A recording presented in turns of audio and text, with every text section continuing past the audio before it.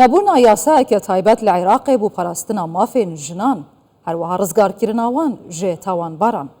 هەرچی قاس داعش بیتن قاعیدە بیت نوسرە بیت پێشیوان نها jî derbederî û awareyî û nebûna aboriyeke baş û serbexwe û heta dimahiyê bi qirnekê zêdetir e jinên Iraqê roberûyî serkûtkirin û bêdengkirinê dibin roberûyî eşkencedanê dibin di navxuya malê heta li dervê malê û li ser cadeyan û heta di nav saziyên hikûmî hemû ji ber nebûna yasayekê eger yasayek hebîtin dê bikarîtin van hemû mafan li jinên Iraqê vegerînîtin ji hêjaya Ensam Selman çalakvana jinan dipirsîn ji Bexdayê li gel me xanima Ensam gelek bi xêr hatî bû çî li Iraqê yasayek û parastina mafên jinan nîne ma jinên Iraqî hêja nîne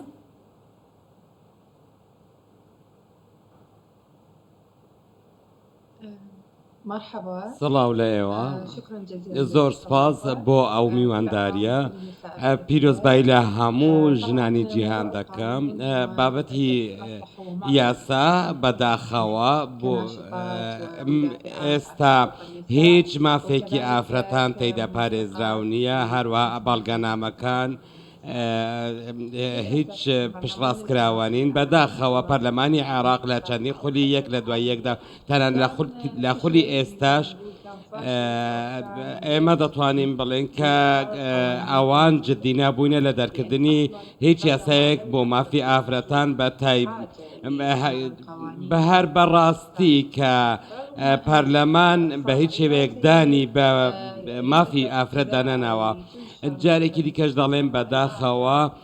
دادگای باڵا ساڵانە یاخود نیو ساڵ جارێک ئاماژە بەوە دەکات کە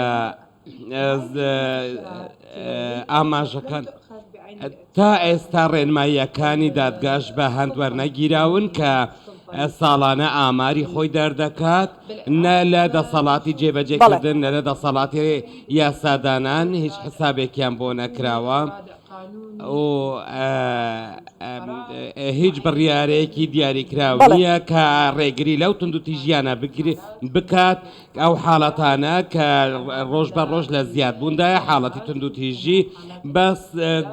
بەم چەند ساڵی دواییدا هەیەکجار زیادی کردووە و تاوانەکان دش بە ئافرەتان جۆرا و جۆر دەبن تا دێت زیاتر دەبن. بەڕێز ئەنسام ئێوە چالاکوانی ئافرەتانن ئەمانوێ بزانین زۆرترین بەرکەوتنی توندوتیژی یاخود ڕێگری چییە کە بەری دەکەون لە کۆمەلگای عێراقیە؟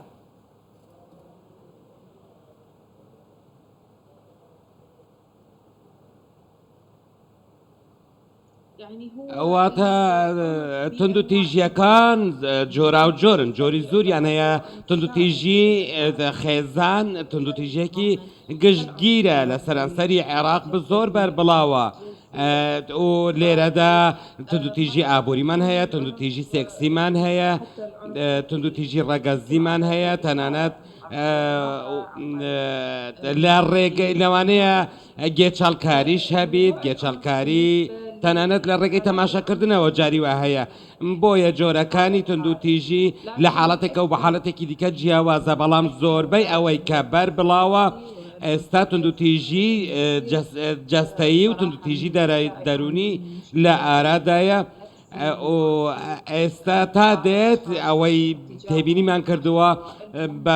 بەداخەوە کە ڕۆژ بە ڕۆژ تونندوتیژی دەرونی زۆر زۆر بەربڵاو دەبێت و تەشەنە دەسەنێت و هەندێک گێچەڵکاری ڕۆژ بە ڕۆژ زیاتر دەبن بۆ نمونە لە شوێنەکانی تەنان نەک لە ماڵەوە تەنیا بەڵکو لە شوێنەکانی کارکردنیش زۆرێک لە ژمارەیەکی زۆری ئافرەتەکانمان ڕوبەڕووی گێچاڵ و تونندوتیژی بوونەتەوە ئەویش بە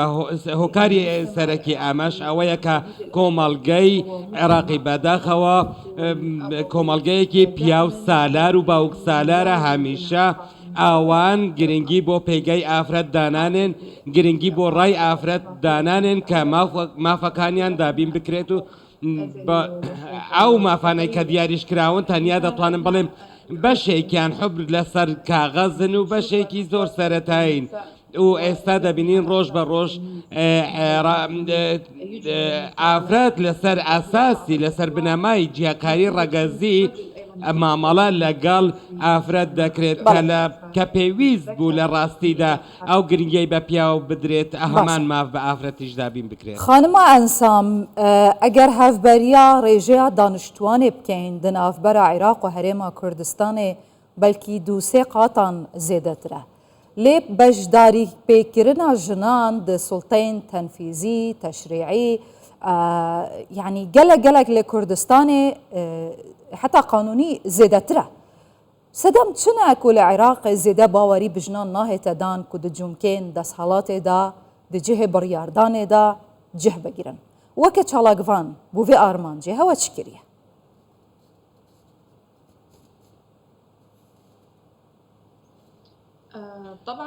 هەڵبەتە ئێمە لە هەرێمی کوردستان پاڵپشتی و ئەزمونێکی زۆر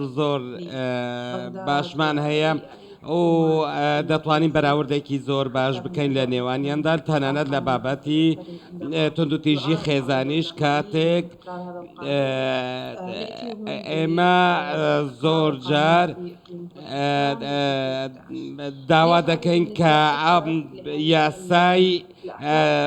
ئافرەت یاسای مافەکانی ئافرەت بەرامبەر بە هەرێمی کوردستان بەراورد بکرێت و داوای ئەوە دەکەین کە سوود لە ئەزمموی هەرێمی کوردستان وەربگیرێت کە چۆن مافی ئافرەت دراوە. من بەڕای خۆم و بەڕای کەسی خۆم دەبینم کە ئافرەتی زۆر بەهێز ڕۆڵیان پارێزرا و مافیان پارێزراوە لە هەرێمی کوردستان و لە ژینگەیەکدا دەژین کە ڕێز لە بوونی دەگیرێت و هەروەها بە ئافرەتانی هەرێمی کوردستان بەهێز و خاوەنتوانان و لە زۆرێک لە جمگەکاندا دەسەڵاتی باڵایان هەیە و پشت بە هۆزایەتی و عەشیرەتی و دابوونەریتی کۆمەڵاتی نابەستێت. بەڵام لە باشوور و ناوەڕاست لای ئێمە بەراورد بە هەرێمی کوردستان ئەمە کەمترە، ئەویش بەهۆی زاڵبوونی دابوونەریتی کۆمەڵاتی و هۆزایەتی و لە کاتێکیشدا دەسەڵاتی یاسادانان و جێبەجێکردنیش لە هەرێمی کوردستان پاڵپشتێکی زۆری ئافرەتان دەکەن کە لە جمگە جیاوازەکاندا کار دەکەن و تەنانەت لە دەتوانین بۆ ئەوە نمونە بە هەڵبژاردنەکان بێنینەوە کە چەندە کۆسب بۆ ئافرەتی عێراقی دروست دەکرێت.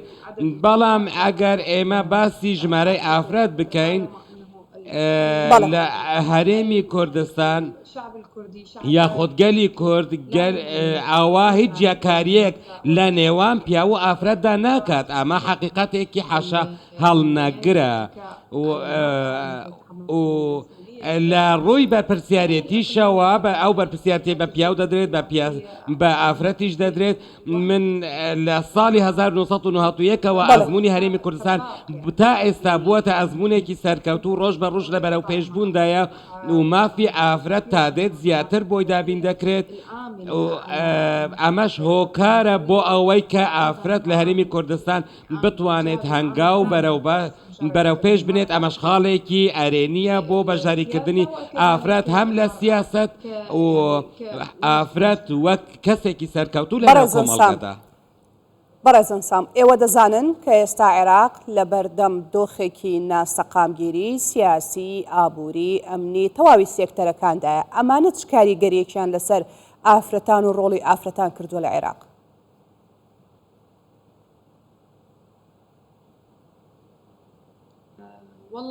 ئەوەی ڕاستی بێت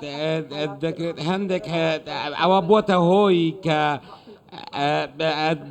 لاوازی ئابووری بۆتە هۆی